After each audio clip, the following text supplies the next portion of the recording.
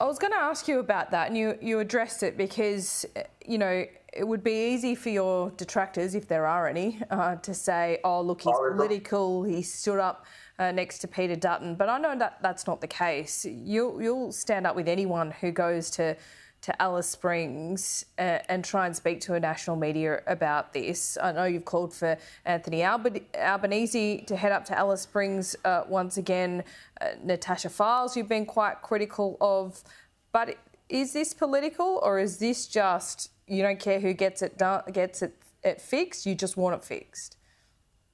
I want it fixed. Now, the leader of the opposition here in the Northern Territory, Leah Finocchiaro, I'm one of her biggest critics in the Northern Territory. Yeah. So if you want to call me politically aligned, I talk and I message Marion Scrimgeour, our Indigenous federal minister here, member here.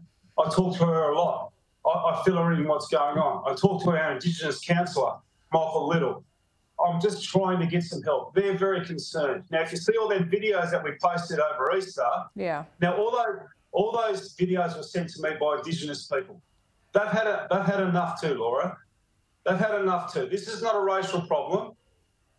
This is not a political problem. There is no agendas here. It's just, let's get this place safe. Let's get these children looked after, because there's a lot of issues here. And the remote communities, let's get them some jobs on our remote communities. Let's get them the health services. Let's get them homes. Things have got to change, Laura. 95% of people in the Northern Territory on remote communities haven't even got TV reception. And you want them to live out there? Like, they can't even sit down and watch Friday night footy, mate. This is 2023. So if anyone wants to call me a racist or say I'm politically aligned, I'm not. I know the whole picture. I'm well across it all. And I just want this place to be safe. And I want these kids, they need some help, because we're going to lose generation after generation here, Laura. And in turn, the trouble never stops. It won't stop. I keep saying it. The cycle will just keep continuing. Yep. It needs urgent help. We can't wait for generational change, like I said yesterday. We just can't wait for that. You can do that in the background. But we need some urgent help here, Laura, because there's going to be loss of life or lives, whether it's innocent victims or whether it's these kids in stolen vehicles, and they're mostly government-stolen vehicles, because they're getting them out of government buildings. Wow. They're breaking into nursing homes and getting keys and then stealing cars out of nursing homes. We've got a serious problem. We just want some help. That's all we want. I don't care if it's Albo or Adaban. Like I said, I don't care. If Peter Dutton wants to walk the streets of Alice Springs and talk to the people and get the real story, I take my hat off to him. I really do. And he's earned the respect. It was quite an emotional meeting I had with him yesterday, Laura. That's why I broke down probably on the TV screens, because this stuff really does get to you. I get fed a lot of stories from mothers, and it just breaks your heart. It breaks your hearts what's going on. It's so sad. I get lost for words sometimes, because you just can't put it into words. I wish I could show you these private stories that people trust me with. Yeah. Because it's horrid. It's really horrid, and it cuts deep. It cuts so deep in our community, and we just need some help. There's a lot of complex issues here. I know no one's got all the answers, and I don't expect them to.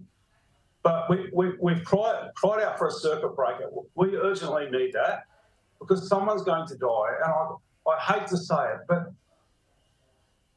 Laura, it's 2023. These kids should be looked after. They should be in a loving home. They should be safe. They should have a meal on their table every night. They should be able to sleep in a safe bed.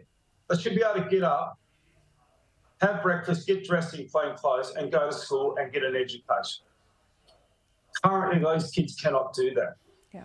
When you're on the street every night, how do you rock up to school and get an education?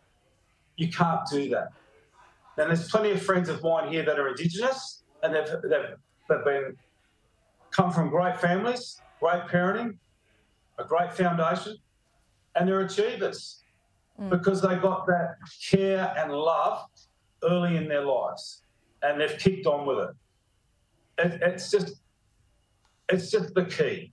But at this point in time, we just need some safety. That's all we need. And I'm not saying that Alice Springs is the only place in Australia that needs this, but this is my town.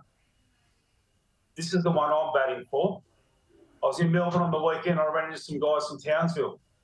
Like, what they're going through up there, it's out of control. Yeah. I spent a weekend with a guy that lives in Halls Creek now, up there. It is out of control too. But I can't fight all them battles. I'm fighting a battle here for this town. It seriously takes its toll on you. And I've read some social media comments this morning that I'm funded by the LNP. Well, I'll tell you I'm not funded by the LNP. I'm not a member of a political party. At the moment here, our Country Liberal Party, I've been appalled with their leadership and what they've done, because we don't see enough of them down here from Darwin to help us. Yeah. So it's bigger than politics. It's so much bigger than politics, and it's bigger than agendas. Like I say, people will put me in the anti-voice campaign, and here he is. He's backing them up, and he's going to tell this story to get everyone to vote. No, that's not my agenda. I want to make that quite clear. As I said, Alice Springs is my focus. There is a referendum. That'll take care of itself. So it'd be great. It'd be great if Peter goes away and Jacinta. It'd be great if Albo opens his door up and he has a sit down with them, and they have an honest, open discussion on this issue, because we can't wait any longer. We can't wait for things to be built or anything like that. We need urgent attention now. Whether that's the ADF, that's not my call, but we need some help, because our police can't police this. Our policies here that are in place and our laws that are in place won't allow them to police this. Like, we had stolen cars racing through the other night, Thursday night, and there's barriers in the middle of it. We've got some roadworks, and they had the spikes ready to spike the cars. Yeah. But the kids are running across and pushing the barriers, so then it diverts the car away from the spike zone. But the police can't do anything about that. So it's outrageous what goes on here. And these poor little buggers, one of them's going to die. And that's what none of us want that here in Alice Springs. Yes, there's a lot of angry guys here. All along my street here, and where my business is the other night, Saturday night, guys were actually camped in their businesses.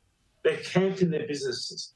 But what I will say, Laura, I'm so proud of some of the boys in this town. The Territory boys are pretty rough and tumble, but they've held back. There's no vigilante stuff going on. I do not condone that under any circumstances, and these boys know that. But I'm so proud that the boys of this town haven't done anything silly. They'll guard their businesses, they'll protect other businesses, but they won't do it with violence, and that's the important thing. So we're a strong community, we're sticking together, but we're running out of patience, mate. Well, mate, you keep on wearing your heart on your sleeve. I don't think you've ever been lost for words, certainly not on this program since I've known you. So, again, we thank you for talking to us. We'll keep on having the conversation. Let's hope we're talking about something good one day. Darren, thanks so much. Good on you, Laura. Thank you, mate. Bye-bye.